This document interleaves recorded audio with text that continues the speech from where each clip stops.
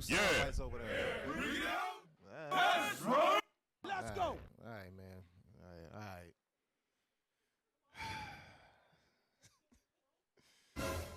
Yeah, man.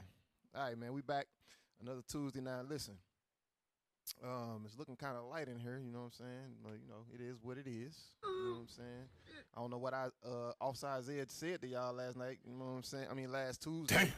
Damn. You know what I mean? Hey, I told you when you said something about that hair wrap. Damn. Anyway, all right. So this is gonna be part 2 from last week. I'm gonna call it dealing with the spiteful and narcissistic in the congregation, part 2. All right, part 2, because since we had so much fun last week, you know. Let's just kind of continue that a little bit, dive a little deeper, because you know, our people need to, we need this. You know what I'm saying? All of us is different levels of narcissism, right? And we all share some of it. So don't just look at it as if you just got this one person in your mind this person just deal with everything on the list.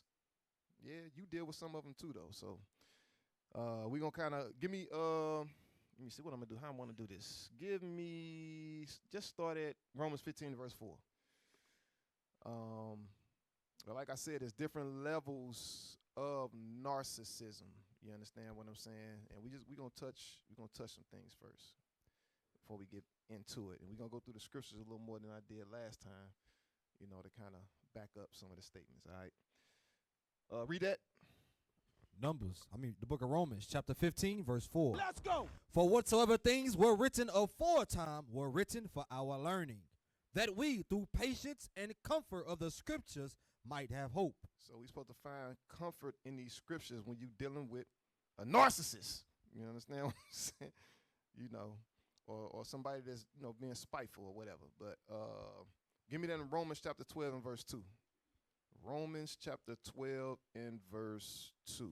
The book of Romans chapter 12 verse 2. Come on. And be not conformed to this world, but be ye transformed by the renewing of your mind, that ye may prove what is that good and acceptable and perfect will of God. So these scriptures we learn, we apply, and it's supposed to transform the way we think, right? So over time, your mind should change. It should be renewed in the spirit, right? Let's get that in 2 Ezra chapter 14 and verse 34. 2 Ezra chapter 14 and verse 34. We read these scriptures all the time, but it's always good to keep going over them because the Negro is stubborn. Come on. The book of 2 Ezra chapter 14 verse 34. Therefore, if so be that ye will subdue your own understanding. Do what? Subdue your own understanding. This is how you subdue your own understanding, with the scriptures, right? Because before you found out that you was an Israelite and you got to keep God's law, statutes, and commandments, you had a whole nother understanding. You was a black African-American, and you wasn't taking no S-H-I-T off nobody. You understand what I'm saying? Yeah. Read. And reform your hearts. And do what? Reform your hearts. Reform our minds. We use the scriptures to reform our minds, because guess what? Through the trauma that we grew up with, because everybody didn't grow up in a 2-parent household. You understand what I'm saying? Or even if you had one, that don't mean that it was a loving household. You could have been getting verbally or physically abused as you grew up. So we all coming into this truth with trauma that we need to deal with, right? Read. Ye shall be kept alive, and after death ye shall obtain mercy. All right. Give me Wisdom of Solomon. Wisdom of Solomon, chapter 1 and verse 4. Let's go. The book of Wisdom of Solomon, chapter 1, verse 4. For into a malicious soul wisdom shall not enter. Read it again. For into a malicious soul wisdom shall not enter. So guess what? In a malicious soul, meaning a soul that's full of hatred, wisdom will not enter. What's that wisdom that won't enter?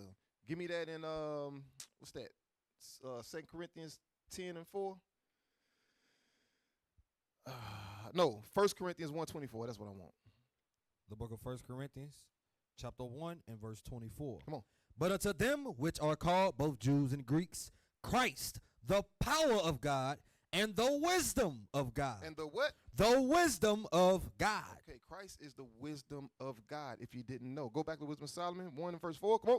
Wisdom of Solomon, chapter 1, verse 4. Let's go. For into a malicious soul wisdom shall not enter. Wisdom won't enter. Christ won't enter. If you got a soul full of hatred, backbiting, go ahead.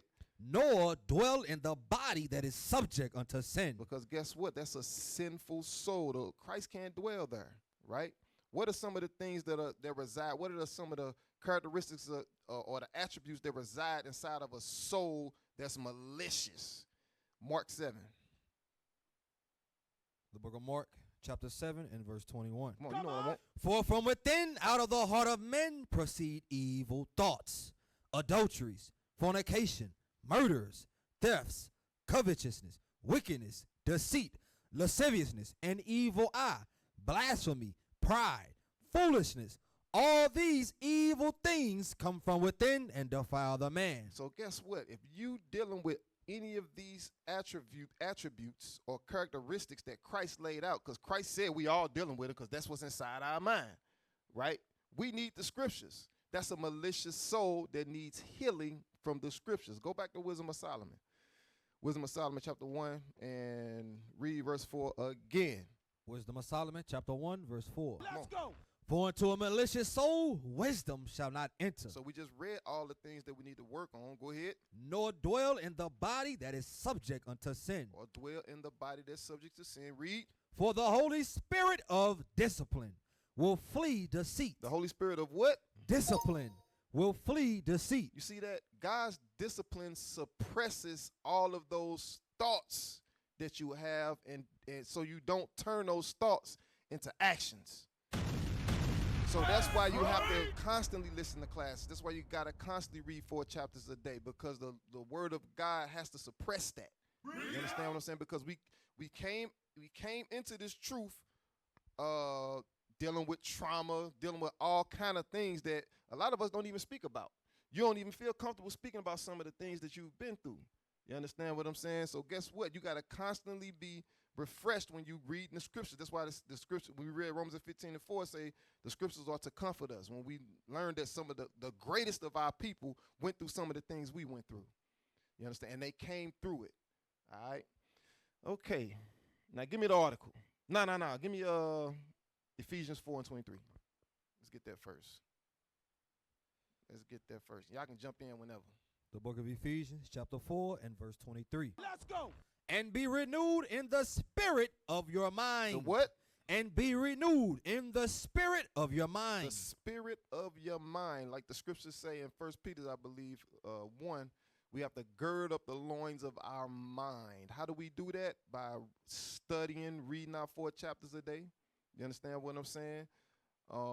Being around brothers and sisters that's keeping the God's law, statutes, commandment on a consistent basis. That's how you gird up your mind with righteousness. Go ahead.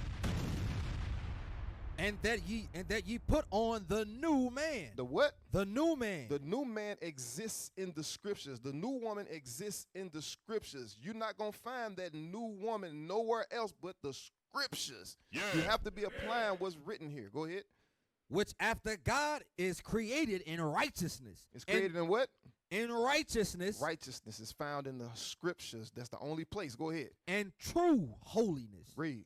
Wherefore, putting away lying, speak every man truth with his neighbor. You see that? That's what we're supposed to do. So we got to put away all the lying and be honest with yourself. Be honest with yourself. You have a level of narcissism. You understand what I'm saying? So don't just take what we've been talking about the last couple of classes and just think it's just somebody inside your head. You need to be looking at yourself also. That's right. All right. Now give me the article. Give me 400. Give me 400. Just to kind of, because I know some of y'all might not have been here last Tuesday. That class probably going to drop, I don't know whenever they're going to drop it sometime this week. So just to kind of like refresh, you know. Narcissism. Yeah, just read that. Narcissists have a prominent place in the popular imagination. And the label narcissist is widely deployed to refer to people who appear too full of themselves. To what? Too full of themselves. Now, you know that, ain't nothing wrong with being confident, but it's the difference between being confident and arrogant, right? Or narcissistic, right? Go ahead. There's also a growing sense that narcissism is on the rise around the world, especially among young people. Especially among who? Young people. Go ahead. Although most psychological research does not support that notion.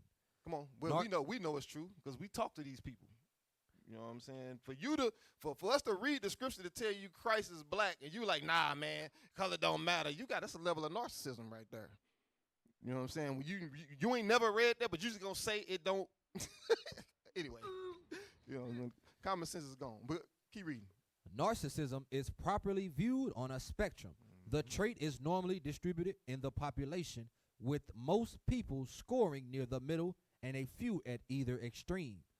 The Narcissist Personality Inventory, NPI, developed by Robert Raskin. All right, I don't want to read. Scroll down. Scroll up a little bit. Scroll up. Yeah, read that. The traits of narcissism. The traits of narcissism. It's easy to describe someone who spends a bit too much time talking about her career or who never seems to doubt himself as a narcissist. But the trait is more complicated than that. Narcissism does not necessarily represent a surplus of self-esteem. What? It says narcissism does not necessarily represent a surplus of self-esteem. Go ahead. Or of insecurity. More accurately, it encompasses a hunger for appreciation or admiration, a desire to be the center of attention. Read that part again. A desire to be the center of attention. It says it encompasses a hunger for appreciation or admiration, a desire to be the center of attention. Go ahead. And an expectation of special treatment. A what? Expectation of special treatment. And an expectation of special treatment. Go ahead. Reflecting perceived higher status. Interestingly, research finds many highly narcissistic people often readily admit to an awareness that they are more self-centered. A high level of narcissism, not surprisingly, can be damaging in romantic, familial, or professional relationships. Right. It says when you have high levels of narcissism, not surprisingly, can be damaging in a romance, with family, or in professional relationships, right? People you work with. You understand what I'm saying? So, some people confident, some people just damn narcissists. You understand what I'm saying? But now let's get some examples in the scriptures. Get that in 1 Samuel 25 real quick. 1 Samuel 25. You understand? 1 Samuel 25. We're gonna do some reading, so you know what I'm saying. We gotta get into the, you know what I'm saying, into the mindset of the people our ancestors be reading about. 1 Samuel 25, start at verse 2. Or start at 1. Let's go. Start at 2. The book of 1 Samuel, chapter 25, verse 2. And there was a man in Maon, whose possessions were in Carmel. And the man was very great, and he had 3,000 sheep and 1,000 goats. And he was shearing his sheep in Carmel. Now the name of the man was Nabal. Nabal, that's what we talking about. Now Nabal was rich, that's what it's saying. Go ahead. And the name of his wife, Abigail. And she was a woman of good understanding. She was a woman of what? Good understanding. This woman was wise, right? Go ahead. And of a beautiful countenance. And she looked good. Go ahead. But the man was churlish and evil in his doings. He was what? Churlish and evil in his doings. Go ahead. And he was of the house of Caleb. So Abigail was righteous and Nabal was churlish, meaning he was real rude. You understand what I'm saying? Real narcissistic. You understand what I'm saying? That's what churlish. Let's look it up. Just look up churl or churlish just to see what that word means, because it ain't a normal Negro word. All right. Just look up churl or churlish real quick. Read it.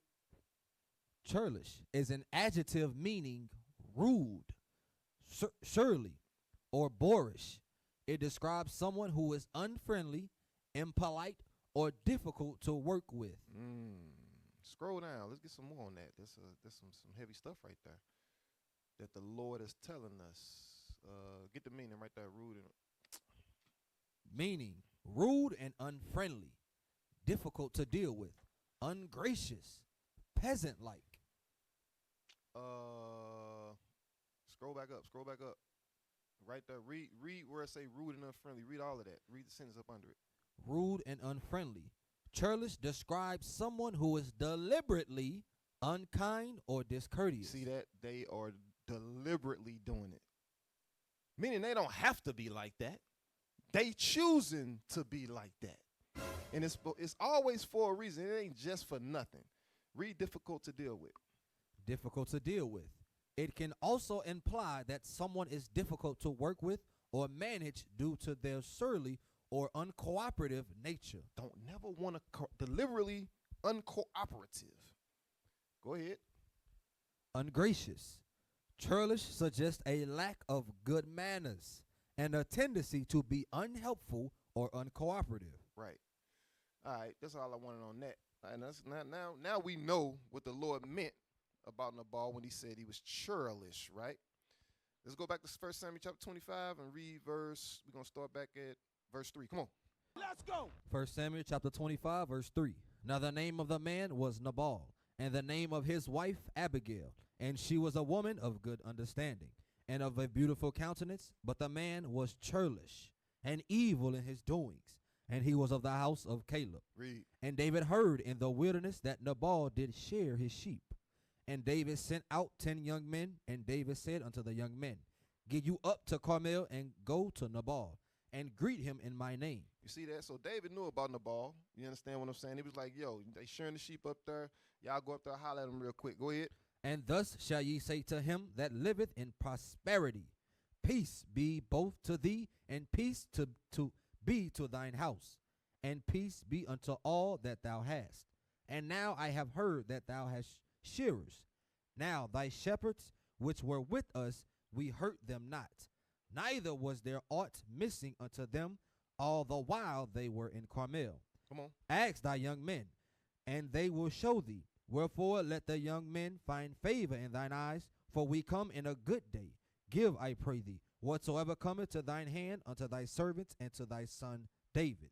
And when David's young men came, they spake to Nabal according to all those words in the name of David, and ceased. So David sent the servants up there like, yo, you know what I'm saying? Go holler at Nabal, you know what I'm saying? See if he can give us something. You know, you living richly out here. We out this way. You understand what I'm saying? We protecting what you got. We ain't touched nothing of yours. We asking, we coming in peace. All right.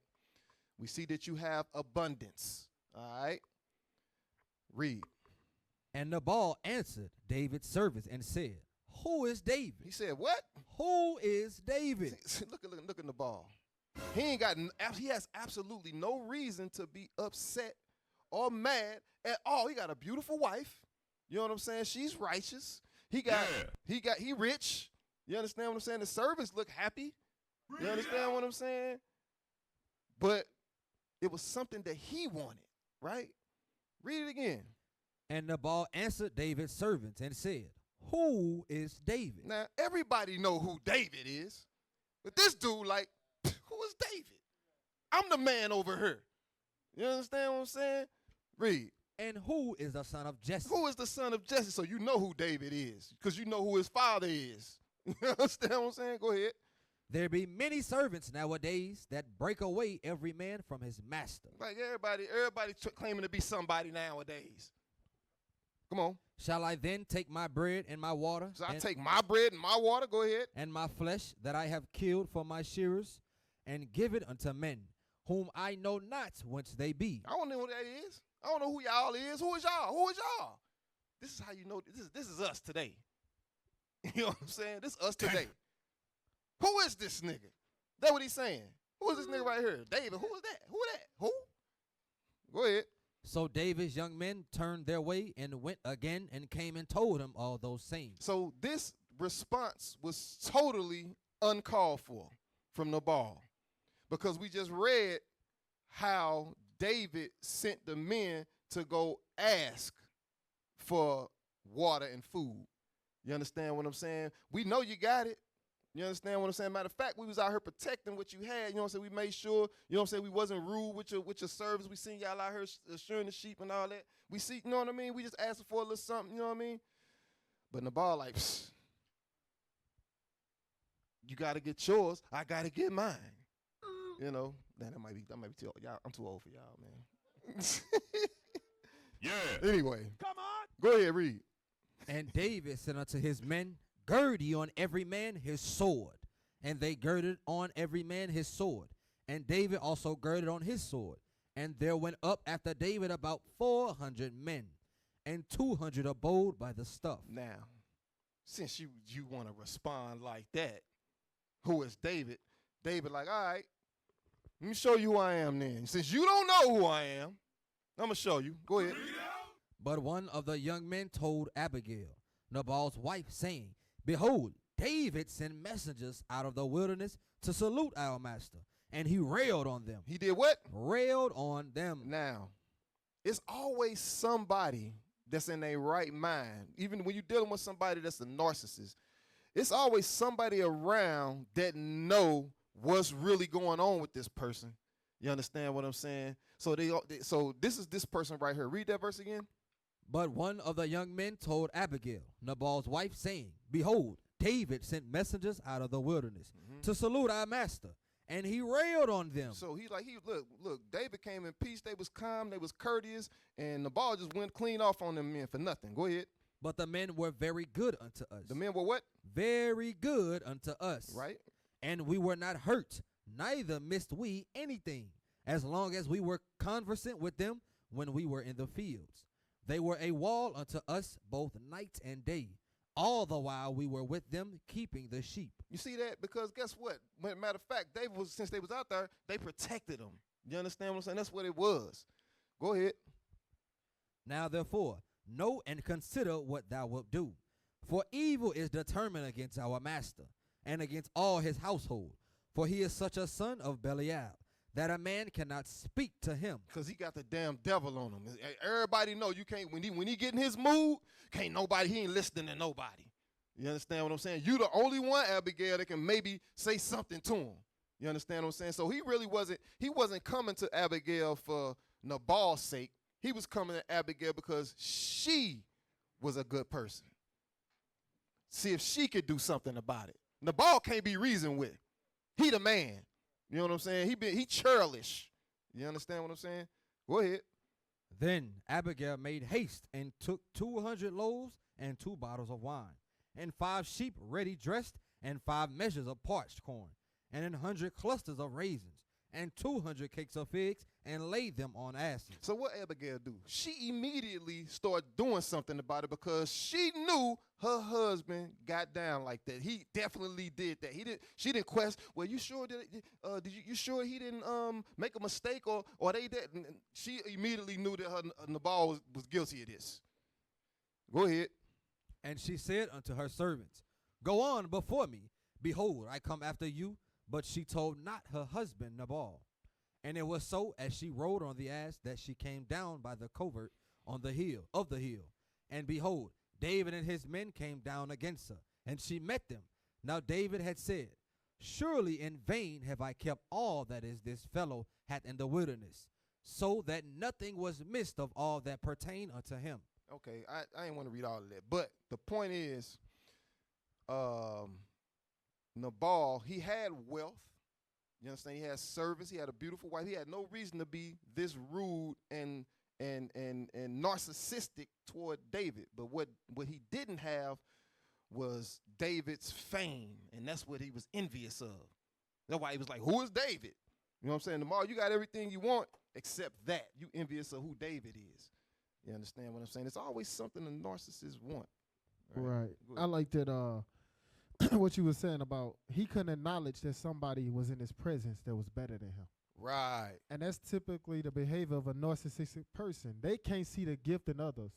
You can acknowledge when a brother is better than you at some task or a sister is better than you. And you know you're narcissistic when you think you're the best at everything you do. You got people that say that. I'm the best at everything I do. Whatever I do, can't nobody beat me. You understand? That's a narcissistic behavior.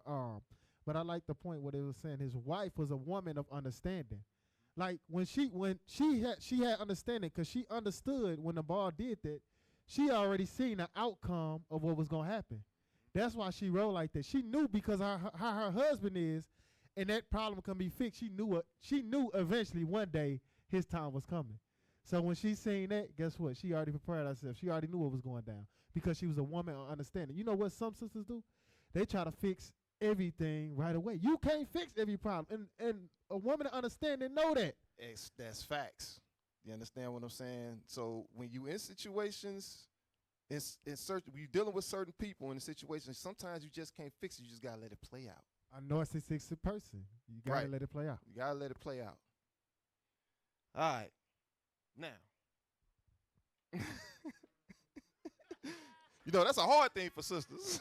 You know what I'm saying? They can't let nothing play out. You know what I'm saying? They like, well, F it, I'm just going to take the hit. She ain't finna just keep doing me like this. Right. You remember we saw the question? I was like,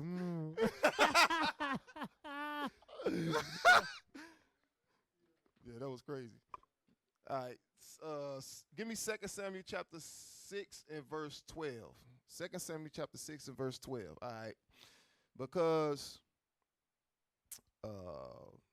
we're finna get into Micah or McCall, whichever way. Micah, McCall, tomato, tomato, whatever. All right. Let's get 2 Samuel chapter 6, verse 12. We're going to read down to 23. Come on. Let's go. The book of 2 Samuel chapter 6, verse 12. And it was told King David, saying, the Lord hath blessed the house of Obed-Edom, and all that pertain unto him, because of the ark of God. So David went and brought up the ark of God from the house of Obed-Edom into the city of David with gladness.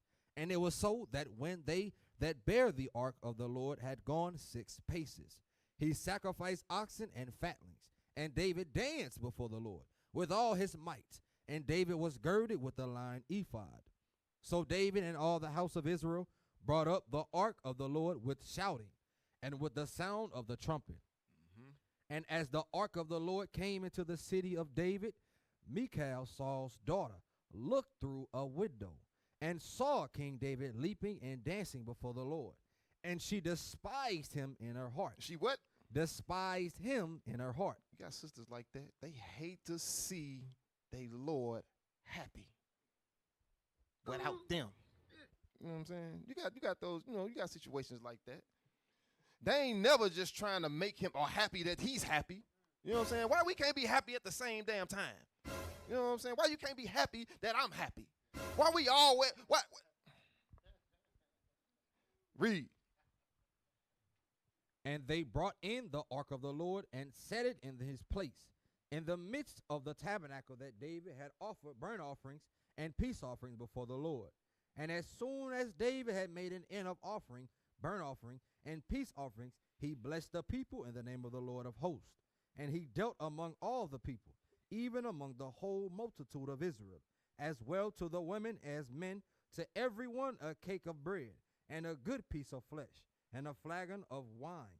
So all the people departed, every one to his house. Mm-hmm. Then David returned to bless his household. So and he done just came back from they done just came back from war. He's celebrating, he dancing, he happy. He done blessed the nation, bless God. David just blessing everybody. You know what I'm saying? He's just full of blessing right now. You understand? Read. And Michal, the daughter of Saul, came out to meet David and said, how glorious was the king of Israel today, who uncovered himself today in the eyes of the handmaids of his servants, as one of the vain fellows shamelessly uncovereth himself. Now here she go, straining at a damn gnat. You understand what I'm saying? You the only one noticed that. Everybody else see the joy in David. He dancing. He, we get the. I don't get to dance like that, but you know, brothers get to dancing, they get to sweating, and all kind of stuff going on. You know what I'm saying? He probably was going in though. That's why she said, "What you uncovered yourself." He probably was dancing so hard his pants fell down on accident. Ain't no telling. Right, Some could have fell, And she like, she picked the smallest thing. The smallest thing. Right. He might have failed on accident. Oh, you drunk now, huh? Right. You drinking too much. No, try to find anything. You know what I'm saying? That's a narcissistic characteristic right there. You spill your cup. Oh, you had too much to drink now. Right. You can't just spill your cup on accident now. All right, go ahead. Verse 21. Verse 21. And David said unto Micah, it was before the Lord which chose me before thy father. Stop. David cut her immediately. Immediate cut. He put the axe in his hand and he stuck it right in the middle of her forehead. Boom. Because you know this ain't the first time she did it. This is how she get down. He's like, you know what? Let me go ahead and just end that. Boom.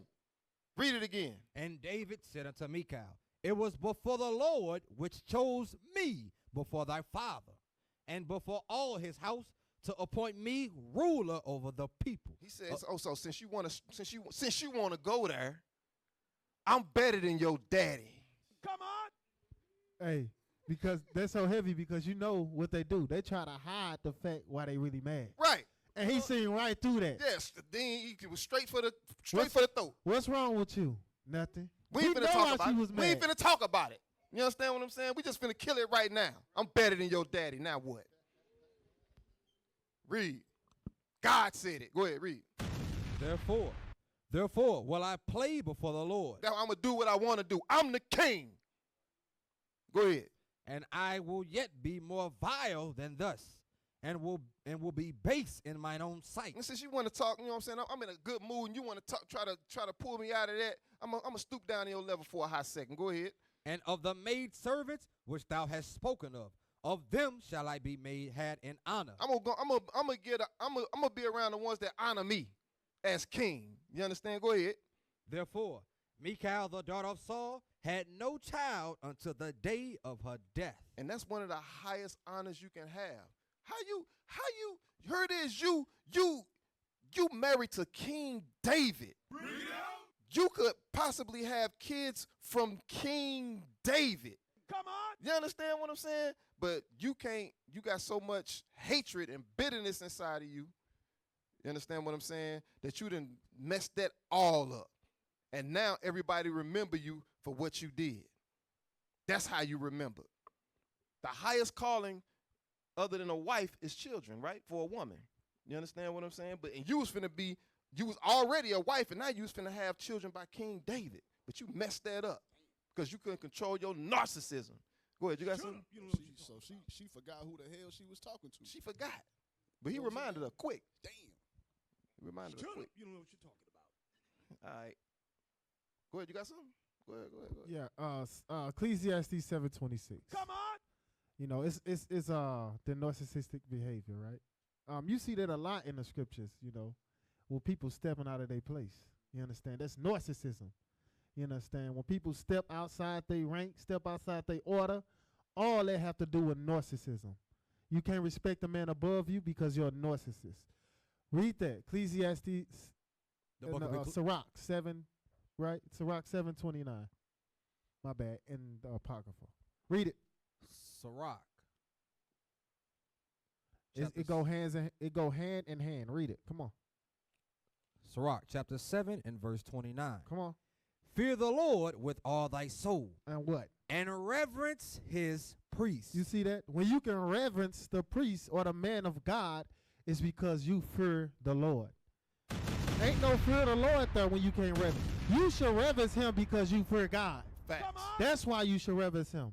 You understand? So that's all I wanted right there. Go ahead. That's a good precept right there. Get Joshua 7:1. Let's go. I like you said that because everybody try to make it, people try to make it be about the people, the person rather. You understand what I'm saying? Instead of recognizing what God has did, right? Let's go to Joshua chapter 7, and we're gonna start at verse 1. Let's We're go. gonna go into Achan. The book of Joshua chapter 7 verse 1. Come on. But the children of Israel committed a trespass in the accursed thing. But not jump over to chapter 6 and verse 17 first, real quick, just to Chapter get some 6. context. Chapter 6 verse 17. Come on. And the city shall be accursed, even it and all that are therein. To So the Lord, remember, the Lord gave Joshua the choice. Like, listen, go up there and destroy all them damn Canaanites. Listen, I'm sick of these Hamites. It is what it is. Go take everything. So this is what he's doing. He gave him instructions. Right. Go ahead. Verse 17. and the city shall be accursed, even it and all that are therein. To the Lord, only Rahab the harlot shall live, she and all that are with her in the house, because she hid the messengers that we sent. So he was like, go destroy everything except Rahab and her family, because when he sent spies, when you read in the chapters before, he sent spies there, and she helped them out. So he said, listen, save them, destroy everything else. Go ahead. And ye in any wise keep yourselves from the accursed thing, lest ye make yourselves accursed, when ye take of the accursed thing, and make the camp of Israel a curse, and trouble it. So these are clear instructions. He was like, everything there is accursed. Don't take nothing from there. It's all accursed. Go ahead. But all the silver and gold and vessels of brass and iron are consecrated unto the Lord. He said, but the silver, the gold, and the brass and iron, I want that. You understand what I'm saying? That's what I want. I want that. That's what the Lord said. Go ahead. They shall come into the treasury of the Lord. Those things go into the treasury. All of those things that the Lord just mentioned go in the treasury. Everything else is accursed. So if you take of the iron, and you're supposed to take the iron, the gold, and all that, but it goes into the treasury. All right? Now jump over to chapter 7 and verse 1. Chapter 7, verse 1. But the children of Israel committed a trespass in the accursed thing. For Achan, the son of Carmi, the son of Zabdi, the son of Zerah, of the tribe of Judah. I mean, but listen, it's talking about Judah right there. But listen, all 12 tribes done did some dirt. You know what I'm saying? We ain't finna sit here and act like, you know what I mean, like Judah. We can talk about the other tribes. We ain't gonna get into that. You know what I mean? Come on, read, man. Come on, brother. Took of the accursed thing, and the anger of the Lord was kindled against the children of Israel. And Joshua sent men from Jericho to Ai, which is beside Ai. I don't know, whatever. Which is beside Bethaven, on the east side of Bethel, and spake unto them, saying, Go up and view the country. And the men went up and viewed Ai. And they returned to Joshua, and said unto him, Let not all the people go up, but let about 2,000 or 3,000 men go up and smite Ai. And make not all the people to labor thither, for they are but few. So there went up thither of the people about 3,000 men, and they fled before the men of Ai. And the men of Ai smote. So guess what? No, keep reading. And the men of Ai smote of them about 36 men, for they chased them from before the gate even unto Shebarim, and smote them in the going down, wherefore the hearts of the people melted and became as water. So guess what? Joshua was like, listen, send up a couple thousand, send up, don't take the whole army, just, send up a few men, go take that up there and come back. But when they went up there, 36 of our men got killed. This hadn't happened before because the Lord was with us. You understand? So go ahead, read. And Joshua rent his clothes and fell to the earth upon his face before the ark of the Lord until the eventide, he and the elders of Israel, and put dust upon their heads. Because men died. Go ahead. And Joshua said, Alas, O Lord God, wherefore hast thou at all brought this people over Jordan to deliver us into the hand of the Amorites, to destroy us? Would to God we had been content and dwelt on the other side Jordan. So we're like, Lord, why? What's going on? We could have stayed on the other side of Jordan. We come over here, and 30 of our men that got killed. Go ahead. O Lord, what shall I say when Israel turneth their backs before their enemies? For the Canaanites and all the inhabitants of the land shall hear of it, and shall environ us round, and cut off our name from the earth. And what wilt thou do unto thy great name? So Joshua, he crying to the Lord like, yo, this thing, this crazy. Like, we going through it right now. What I'm gonna say to the people? The men, I sent the men up there, 36 killed and got chased back. What's going on? Read. And the Lord said unto Joshua, Get thee up. God said what? get thee up. Lord said, get your ass up. Read. Wherefore liest thou thus upon thy face? What you crying for? Read. Israel hath sinned. What? Israel hath sinned. You know why. I gave you specific instructions and something happened. You need to find out what happened. Go ahead. And they have also transgressed my covenant, which I commanded them. For they have even taken of the accursed thing, and have also stolen, and dissembled also, and they have put it even among their own stuff. They did exactly opposite of what I told them to do. Go ahead. Therefore the children of Israel could not stand before their enemies, but turned their backs before their enemies, because they were accursed. Neither will I be with you anymore, except ye destroy the accursed from among you. Read that part again. Neither will I be with you anymore, except ye destroy the accursed from among you. You see what God said? God said, I'm not going to be with you unless you destroy the accursed thing from among you. So here it is, Joshua crying to the Lord about what happened. The Lord like, man, shut up. I ain't trying to hear none of that. You need to go do something about what your people doing. Read. Up and sanctify the people, and say, sanctify yourselves against tomorrow. For thus saith the Lord God of Israel, there is an accursed thing in the midst of thee, O Israel. Thou canst not stand before thine enemies, until ye take away the accursed thing from among you. Come on. In the morning, therefore, ye shall be brought according to your tribes. It shall be that the tribe which the Lord taketh shall come according to the families thereof. And the family which the Lord shall take shall come by households. And the household which the Lord shall take shall come man by man. So they investigating. Everybody getting investigated. Come on. And it shall be that he that is taken with the accursed thing shall be burnt with fire. They're going to be what? Burnt with fire. Come on. He and all that he hath. Because he had transgressed the covenant of the Lord, and because he hath wrought folly in Israel. Because of this thing that this narcissist did, people died because of that. Go ahead. So Joshua rose up early in the morning and brought Israel by their tribes. And the tribe of Judah was taken. And he brought the family of Judah. And he took the family of the Zarhites. And he brought the family of the Zarhites man by man. And Zabdi was taken. And he brought his household man by man. And Achan, the son of Carmi, the son of Zabdi, the son of Zerah of the tribe of Judah, was taken. Read. And Joshua said unto Achan, my son, give, I pray thee, glory to the Lord God of Israel, and make confession unto him, and tell me now what thou hast done. Hide it not from me. And Achan answered Joshua and said, indeed, I have sinned against the Lord God of Israel, and thus have I done. So Achan told him what he did. Go ahead. When I saw among the spoils a goodly Babylonish garment, and 200 shekels of silver. So he saw a garment and he seen some money. Go ahead. And a wedge of gold of 50 shekels. Wait, then I coveted them. He what? I coveted them. That's another trait of a narcissist.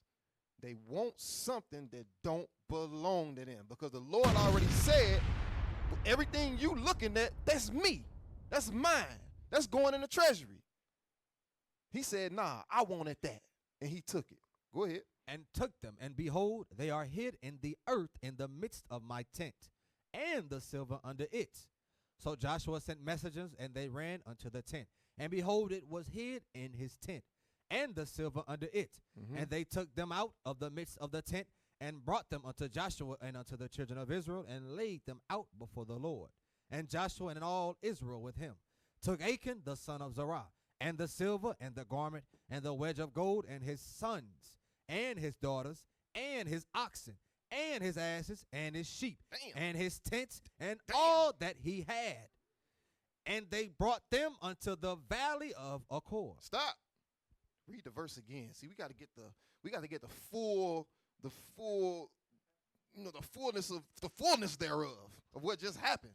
So Achan confessed that he took what belonged to the Lord, and where he took it, they went and got it. Now read the verse. Verse 24. And Joshua and all Israel with him took Achan the son of Zerah, and the silver. He took the silver that he took. And the garment. The beautiful Babylonian garment. Go ahead. And the wedge of gold. And the gold. and his sons. He grabbed his sons. And his daughters. Why? Because he buried it under his tent. They knew it was there. Damn. Everybody knew it was there. Our people are stupid as hell. Go ahead. And his oxen and his asses and his sheep. Now, they ain't had nothing to do with nothing, but they was all accursed because the Lord said that everything was accursed that touches that. Go ahead. And his tent and all that he had. Come on. And they brought them unto the valley of Achor. So they brought him into a valley. Go ahead. And Joshua said, why hast thou troubled us? Read that part again. Why hast thou troubled us? Because Achan knew that thing that he did, it was going to affect all Israel. Achan knew that. He didn't give a damn. He didn't give a damn. He's like, well, whatever going to happen, going to happen. I need this. I want this. Go ahead. The Lord shall trouble thee this day, and all Israel stoned him. Hold up. Some people just look to the side and watch what happened. And all Israel stoned him. All Israel stoned him. Go with ahead. stones and burned them with fire. And burned them with fire. Read. After they had stoned them with stones. After they stoned them, they burnt them up. Go ahead. And they raised over him a great heap of stones unto this day. So the Lord turned from the fierceness of his anger. Wherefore the name of that place was called the Valley of Achor unto this day. So Damn. that's the story of Achan and his narcissistic ways. You understand what I'm saying? A narcissist don't give a damn about how it affects the things that or the actions they take, how it affects the people around them. They only care about what they do at that particular time to appease their emotions. You understand? You got something? Yeah, just real quick. No, just reading that was heavy because, thank God we under Christ right now. I'm going to just say that. Because, sisters say, I want a man of God. Imagine your husband told you or told everybody before you, take them and burn them with fire. Is that the man you want? Right. And he had a heart after God. You understand? So that was a scary thing. And listen, also in that, he was a narcissistic person, right?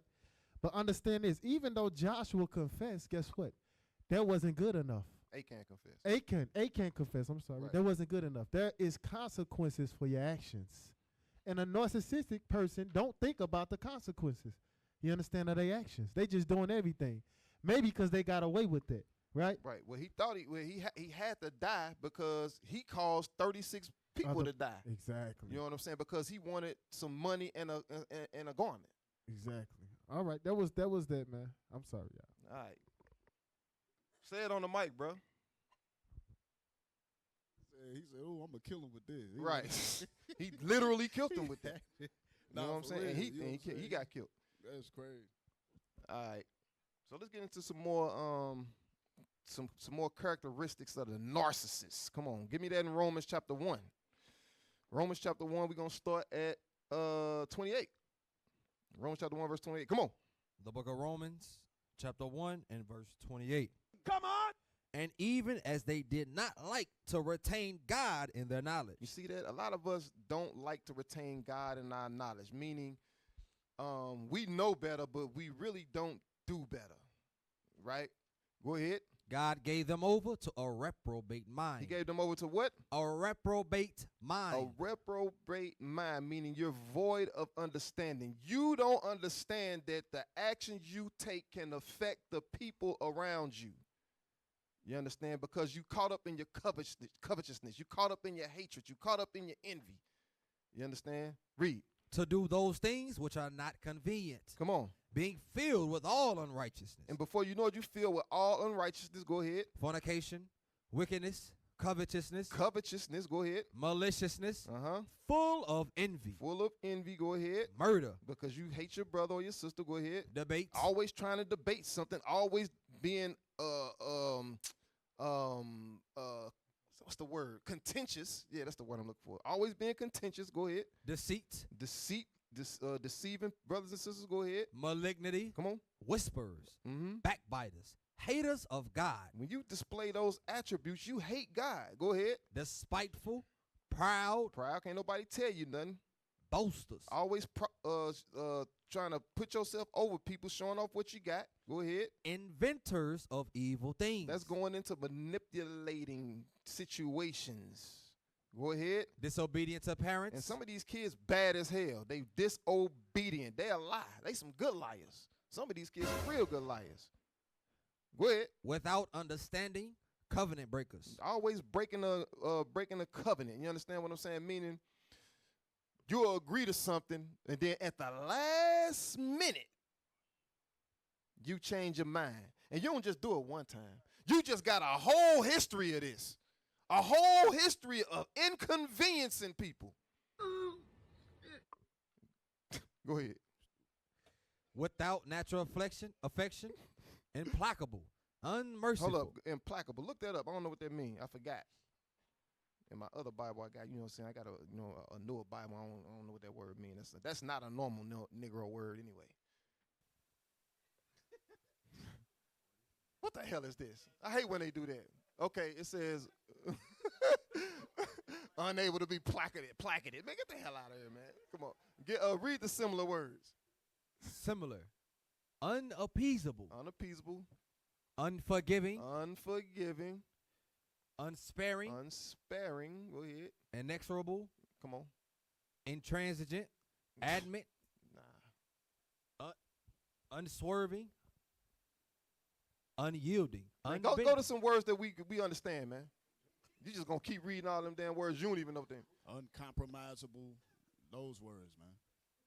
uncompromising, Yeah, uncompromising. You don't want to compromise at all. You always trying to find a way, or you know how somebody you be talking to somebody and y'all trying to come to an agreement. They just gonna keep talking and keep talking and keep talking until you finally just say, you know what, F it, let's just do it your way. You know what I'm saying? That's an implacable person. Officer, it sounds like implacable is the biblical word for narcissist. Yes. Them was That's all what- the that's attributes narciss- of, yeah, that's crazy. All right, now go finish reading that. Verse 31. This is where verse we at. 31. Without understanding, covenant breakers, without natural affection, implacable, unmerciful, who knowing the judgment of God. Read that part again. Who knowing the judgment of God. Knowing the judgment of God. Now, the last class I was going over the narcissist behind the from the view of you acting as you acting as a Pharisee. You understand what I'm saying? Because the Pharisees was narcissists. You understand what I'm saying? But they knew the judgment of God. You understand? As well we do today. As we read the scriptures, we know the judgments of God. You understand what I'm saying? So read that verse again. Who knowing the judgment of God. Uh-huh. That they which commit such things are worthy of death. They are worthy of death. Read. Not only do the same, but have pleasure in them that do them. And sometimes, you know, the ones that's narcissists like to hang out with other narcissists or people that agree with them all the damn time. You understand what I'm saying? And then y'all be all looking stupid eventually because the Lord always bring it out. You understand what I'm saying? You know. But anyway. All right, now, give me the video. Give me 500. Let's go. Now, it never ends well for the narcissist. It never does. You understand what I'm saying? You may skate, you know what I'm saying, for a period of time, but the Lord just setting you up. You say it on the mic. Some people got away with it all their life till they came into the truth. Exactly. on. Exactly. All right. Play the video. Play 500. Everything is fine and they just go upward. Who are you talking about? All the narcissists I know, they go down. Miserable people, they fail. It hurts the people in the environment, sure, but it hurts them. And I don't see them Stop. doing well. I Pause see it. them suffering. I see. So he said, rewind it just a little bit. Go back now. Rewind it just a little bit. All right, play it. Be ready to pause it. It hurts the people in the environment, sure. Stop. But So a narcissist, it hurt. They don't realize that they hurting the people around them by being that way. You understand what I'm saying? They hurt the people in the environment. That's what he's saying. Go ahead. hurts them. And I don't see them doing well. I see them suffering. I see, when I've seen NPDs in my life, they're self-destructive. I mean, it's a very comorbid personality disorder. It's usually borderline personality disorder, psychopathy there. They're kind of losers. Eventually they overplay their hand. Eventually they do what they said they would never do. Eventually the lies are exposed and they hit a wall. Stop. Eventually, all of that lying, all of that manipulation is gonna catch up, and it's gonna be magnificent. It's gonna be a beautiful thing. You understand? Go ahead. It's like the Johnny Cash song, you can run on for a long time, but sooner or later, God's gonna cut you down. Stop. You can. He said you can run for a long time, but sooner or later, God's gonna cut you down. We're gonna read that in the scriptures. Go ahead. Get your little time in the sun. Okay, good for you. You got 10 years, you got 20 years, you got 30 years, but not forever. Not forever. I don't know somebody in my life with narcissism who went up. They all went down eventually. I hear this all the time. So like, that's the point. You can get away with it for a period of time, a length of time. That happens. You understand? But that's for everyone around to learn from. And then when the Lord say, you know what? Time's up. It ain't nothing nobody can do about it. You understand? All right, get that in 2 Peter chapter 2. Let's go. 2 Peter chapter 2. The main point I want out of that, but because a narcissist, they hurt the people around them. They don't give a damn. They only trying to shine for a moment. They only live for moments.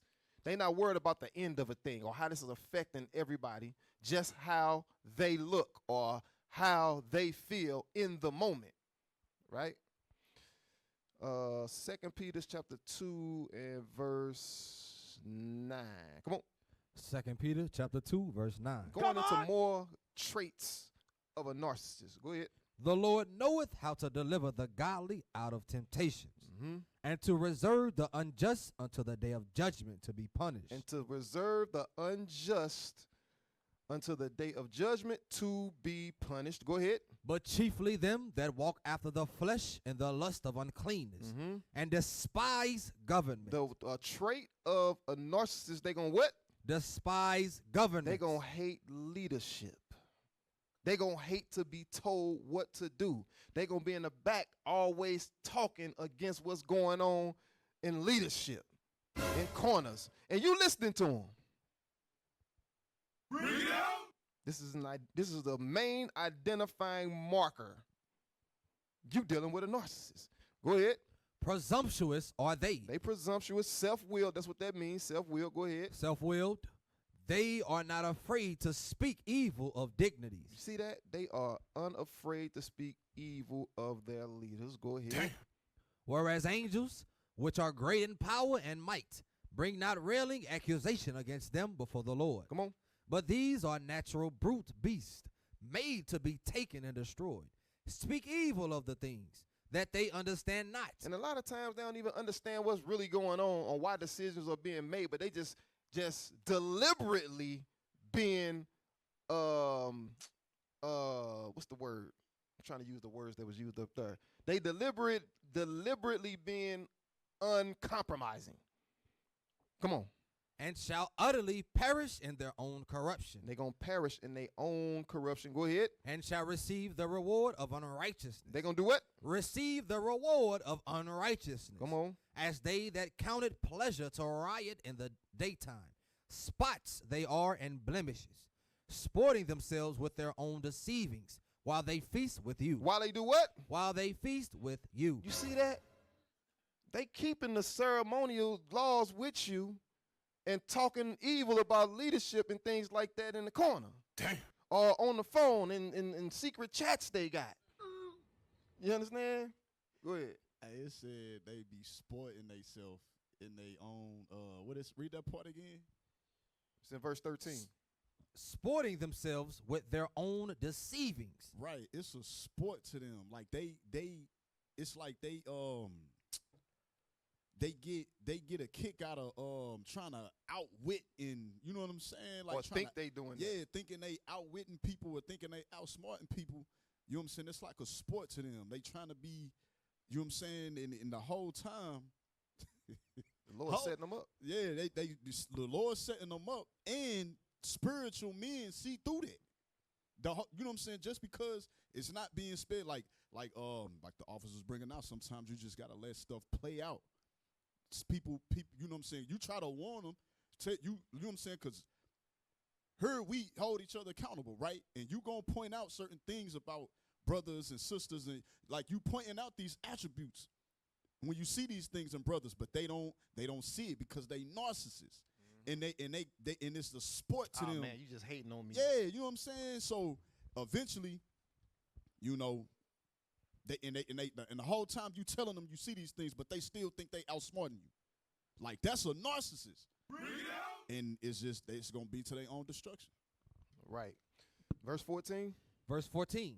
Having eyes full of adultery, and that cannot cease from sin, beguiling unstable souls. Doing what? Beguiling unstable souls. And see, this is going into what that cracker said about hurting the people around. You got newer souls and new spirits coming in here, and you beguiling them. You pretending to be. I done seen this happen before. You know what I'm saying? Sister come in, and she'll befriend a sister that been around for, you know what I'm saying, off and on for years. You understand what I'm saying? As soon as this new soul come in, they try to cleave to that sister. You understand what I'm saying? And then next thing you know, this sister gone. You understand what I'm saying? Not a sister gone. Damn. You know?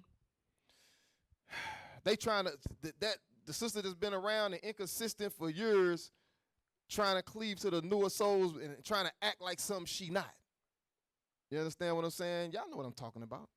It is what it is. Come on, read. And heart they have exercised with covetous practices. Cursed children. They what? Cursed children. Some spirits that walk in here, they curse children. You got to be able to identify them. Go ahead. Which have forsaken the right way Mm-hmm. and are gone astray. They have forsaken the right way and have gone astray. They not wearing fringes in the border of blue. They wearing that. Sister got the dress all the way down to her ankles. You understand what I'm saying?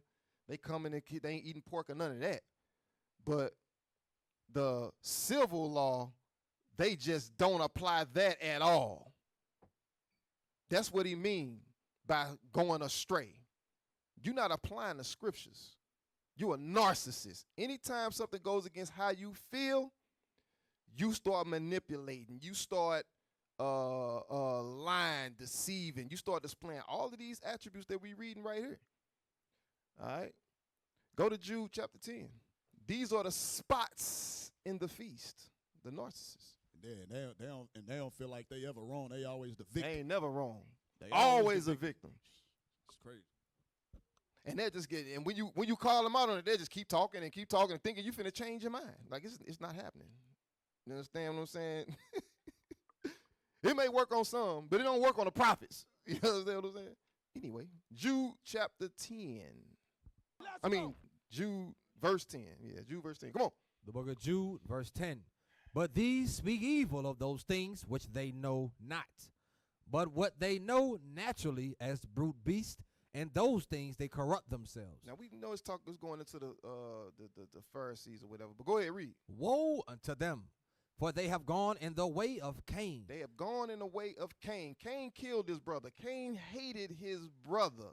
You understand? The Lord said, if you hate your brother, you're a murderer.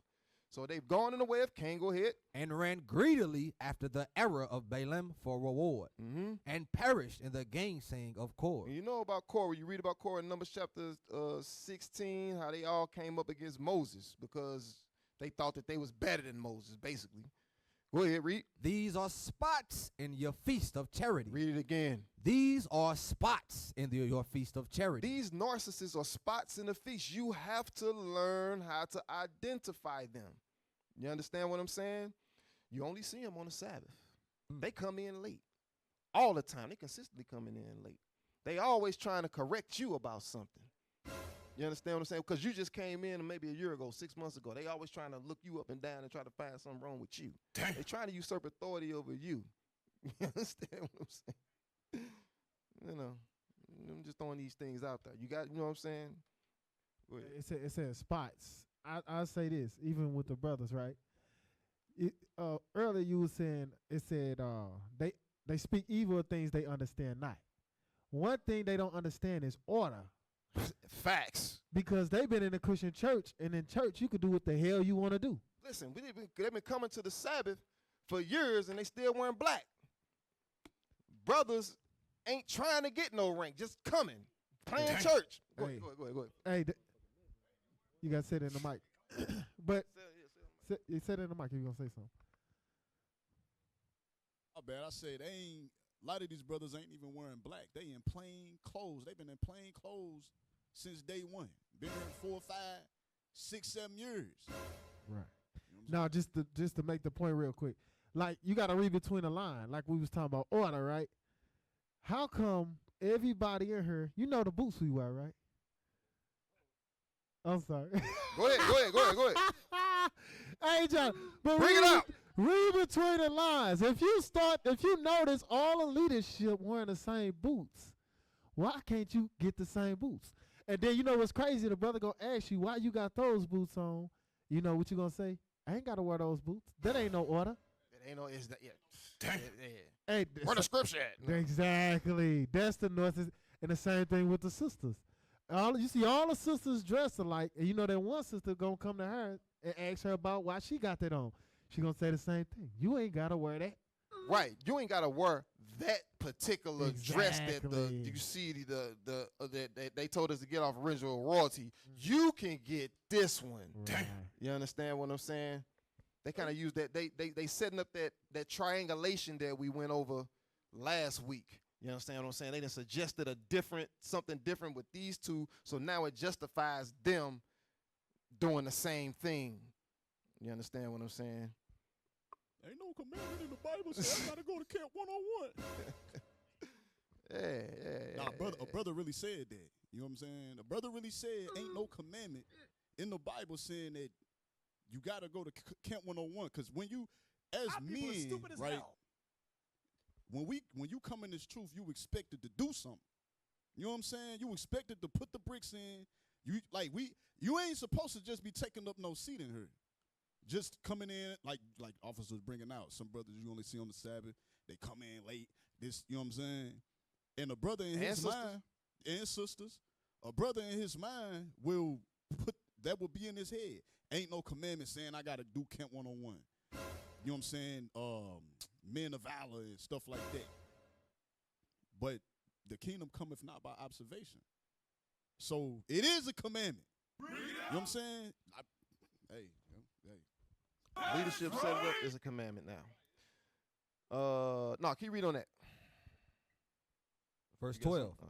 These are spots in your feast of charity when they feast with you, feeding themselves without fear. Doing what? Feeding themselves without fear. They don't fear God. You understand what I'm saying? They just coming to the feast. They eating the food. They coming in and they planting evil seeds in the newer spirits. Damn. You understand what I'm saying? Go ahead. Clouds they are without water, Clouds they are without water. Go ahead. Useless. Go ahead. carried about of winds, trees whose fruit withereth, Trees whose fruit they slowly dying. Go ahead. without fruit, twice dead, plucked up by the roots. It's just a matter of time for they out of here. Make sure you ain't getting next to them. You understand what I'm saying? Just throwing a warning out there. Those be the ones not doing nothing. They won't even fold a flyer. You know what I'm Right. saying? After Sabbath, you got some brothers won't even clean up. Damn. You ain't got to be on the cleanup crew. Trying to leave early. Yeah, Don't they do want to nothing. leave Stupid as early. hell. You leave it early just so they don't have to get so they don't get asked. Yeah. Yeah. Damn. You know what? One week we were the first ones cleaning up. Come You know on. what I'm saying? Come on. Us, Come us on. three. Let's We were the go. first ones cleaning up. Hey, you know what? I'm Come hearing on. brothers be complaining about cleaning up. I'm hearing some brothers be, they be mad that they got to clean up. I cleaned the whole school up. Damn. You know what I'm saying? I ain't complained not one time. So when brothers complaining, you out the spirit. Ain't nobody trying Come to hear on. that. Right. Man, brothers used to catch the bus Friday night just to Right. come to the school Yeah. just to set it up. Come on. It ain't no, ain't nobody trying to brag or nothing. We Nah, just let y'all that's know. facts. That's That's a fact. That's You understand? You know what I'm saying? Everybody don't know those types of facts, but they judging because they don't understand. They don't know what's done happened. You come into a train that's already rolling. You understand? And you ain't got to do too much, but you complain about the little bit that you got. Right, because you might have some brothers might think, you know what I'm saying, y'all leadership ain't do nothing. You know what I'm saying? Like, y'all ain't clean up the school. Yeah, we did. Our people are stupid as You know what hell. I'm saying? Y'all don't know what we did back then, you know, so. You wasn't here. Right. And all praise to the Lord, we was able to do that, and we was grateful when we did that. You Right. know? So. Get Jeremiah 2 and verse 33. Jeremiah 2 and 33. The book of Jeremiah, chapter 2 and verse 33. Why trimmest thou in thy the vein of the narcissist? Go ahead, read again. Why trimmest thou thy way to seek love? Don't do that. You see this person got this narcissistic behavior, and you trim your ways, you end up looking stupid in the end. You do. Everybody know this person crazy as hell. Damn. But you done trimmed your ways just not to not offend. Read it again. Why trimmest thou thy way to seek love? Come on. Therefore hast thou also taught the wicked ones thy ways. You ain't no better than somebody outside these doors. That's what we did in the world. We trimmed our ways for friendship. You understand what I'm saying? That ain't a friend if you got to trim your ways around them. Anyway. Now give me that in Romans chapter 12 and verse 20 right quick. Well, how do you deal with the narcissist? How do you deal with the narcissist? Because they coming for you. They all coming for you. You understand what I'm saying? Hit the bomb. Romans 12 and 20. Come on. Romans chapter 12, verse 20. Therefore, if thine enemy hunger, feed him. If he thirst, give him drink. For in so doing, thou shalt heap coals of fire on his head. Uh-huh. Be not overcome of evil. Because you got to deal with the narcissist. You understand what I'm saying? They're going to be in the body because they're going to be around for long periods of time, so you're going to have to deal with them. You understand what I'm saying? But this is how you deal with them. Go ahead. But overcome evil with good. You overcome the evil with good. What's evil? Not keeping the commandment. What's good? Keeping the commandments. You understand? Read. Let every soul be... No. Jump back to verse 20 again. That's what I want. Verse 20. Therefore, if thine enemy hunger, feed him. So, you know, just because you know that this person is purposely and deliberately being disagreeable with you and debating all the damn time and being contentious, you understand what I'm saying? Still apply the commandments with them. Go ahead. If he thirst, give him drink. Come on. For in so doing, thou shalt heap coals of fire on his head. And if they are spiritual, it's gonna do something to them like damn. They're gonna think about it later and be like, yo, I shouldn't have did this person like that. Yeah. This person ain't really never did nothing to me. Something's wrong. I need to look inside of me and figure out what's wrong with me, because this person ain't never did nothing to me, but I'm always trying to find a way to make they day bad. Yeah. Jump up to verse 19. Now, guess what? This narcissist, if they don't stop, the Lord gonna reward them. You understand what I'm saying? Go ahead, read. Verse 19. Dearly beloved, avenge not yourselves. What God say? Avenge not yourselves. Don't avenge yourself. Go ahead. But rather give place unto wrath. Give God the chance to show you he's real. That's what I be waiting on. I be waiting on the Lord to show. Yeah, I can't wait. Go ahead, read. For it is written, vengeance is mine. I will repay, saith the Lord. Read that last part again. I will repay, saith the Lord. One more time for the people in the back. I will repay, saith the Lord. That narcissist got the payment. It's coming. It's coming. The payment's gonna come. The Lord gonna cash that check. Tell him. Yeah. Now. Hey, read the verse again. I'm sorry. Read it again. I'm sorry. Because, you know, trial and tribulation. Read. Dearly beloved, avenge not yourselves, but rather give place unto wrath. Why I say rather give place unto wrath? Because this narcissistic person then brought you to that place in your mind where you want to hurt them. That's why I say give place into wrath. You know how some people do slick stuff on the side and stay slick stuff? You understand? And you in your mind like, Nick, I will. You understand? You Just constantly testing you. That's what it is. You know, if you knew me 5, 10 years ago, this you wouldn't even think. Exactly. That's why. You wouldn't have these thoughts. Exactly. But that's why the Lord said, give place to wrath, because they will bring you to that point where you want to put your hands on them. They might get cussed out, and then you have to say, you know what? Let the Lord deal with it. That person, you just got to, like you also was saying, still deal with them right, you understand? Because they could possibly change. Right. They could have put that, the Lord could have put that person in your life to test your patience, to build your patience up too. You understand what I'm saying? Because I know I came in impatient as hell. I wanted things done when I wanted it. You know what I'm saying? You know, the Lord put me around a whole bunch of young brothers that just, you know, everybody, we working on it. We working on it. We getting there. Yeah. Second Ezra chapter 2 and Second Ezra 16 verse 61. Second Ezra chapter 16 and verse 61. Come on. Going into the reward of the narcissist. Come on. He made man and put his heart in the midst of the body, and gave him breath, life, and understanding. Yea, and the Spirit of Almighty God, which made all things, and searcheth out all hidden things in the secrets of the earth. Surely he knoweth your inventions. Read that part again. Surely he knoweth your inventions. He knows the inventions of the narcissist. He know how you set that up, and you planted that evil seed in that sister over there, that brother over there, and set this sister and that brother up over there, and made them look like this to that sister or that brother over there. He know those inventions. He seen it go down. Go ahead. And what ye think in your hearts. He know what you think. He know all that evil stuff you done set up. Go ahead. Even them that sin. You in the midst of sin. You're in the midst of sin. You breaking the civil and moral law on a consistent basis.